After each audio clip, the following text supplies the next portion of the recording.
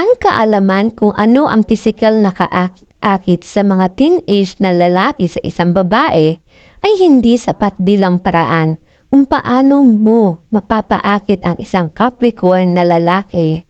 Dahil tiyak na hindi ka magiging nasa isang relasyon sa isang tao na kaakit-akit ang pisikal ngunit hindi naman sa isang taong may magandang personalidad. Ang pagtatangkang pahabulin ng isang tao dahil sa iyong itsura ay hindi tatagal.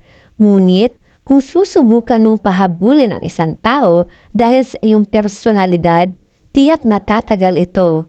Kaya, siguraduhin pakinggan ang video ito hanggang sa dulo at sa pagtatapos ng video ito, maiintindihan mo kung ano ang kailangan mong gawin. Paano mo siya pasasabikin sa iyo? Ang una ay maging mabuting kaibigan. Ang una at madaling paraan na maaari mong gawin upang makalapit sa kanya ay sa pamamagitan ng pagiging kaibigan niya. Sa pagiging kaibigan niya, makikilala mo siya ng mas mabuti, malalaman mo kung ano ang gusto niya at kung ano ang ayaw niya.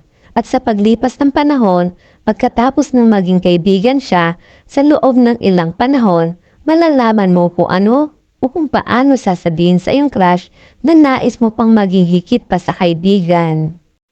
Ang pangalawa ay subukan mong makinig at intindihin ang kanyang mga kwento. Kapag sinusubukan nating makilala ang isang tao ng mas mabuti, tiyak na hindi ito magiging maayos. Magkakaroon ng mga hindi pagkakasunduan at ito ay normal dahil sinusubukan natin makilala ang isang tao na may ibang paraan ng pag-iisip katulad ng sa atin.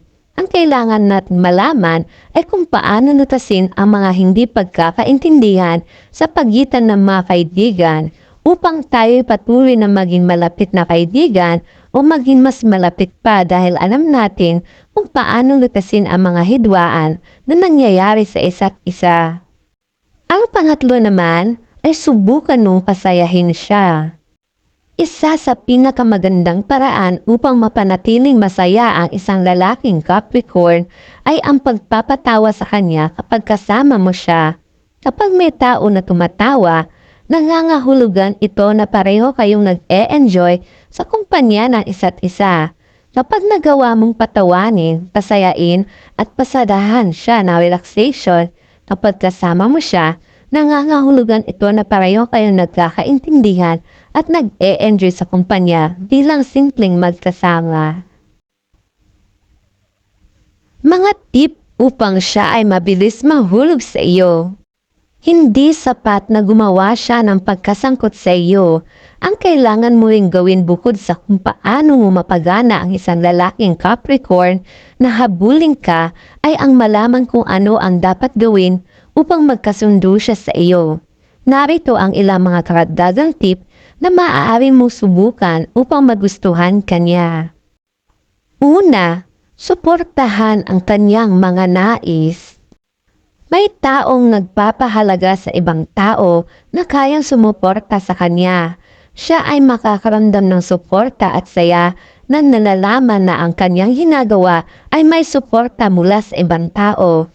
At ang taong yun ay maaaring maging ikaw. Kailangan mong suportahan ang kanyang mga hilig at makasama siya paminsan-minsan. Sa panahong yun, maaari mo ring subukang malaman ang mga romantikong bagay na sasabihin sa isang lalaking Capricorn upang ipaalam sa kanya kung gaano mo siya pinahahalagahan. Igalang ang kanyang pinili. Mayroon kang sariling interes, mayroon din siyang sariling interes. Upang magkasama, hindi mo dapat siya pilitin na tanggapin ang iyong opinyon at ganun din siya sa iyo.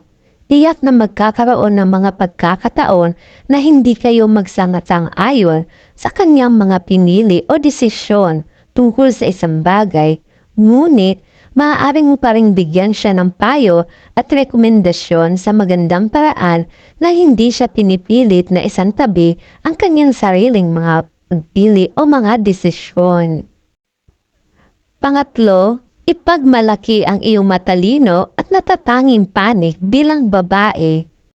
Maraming paraan ang lalaking Capricorn upang sumuki ng isang babae upang matiyak na ikaw ay hinihintay niyang matagpo.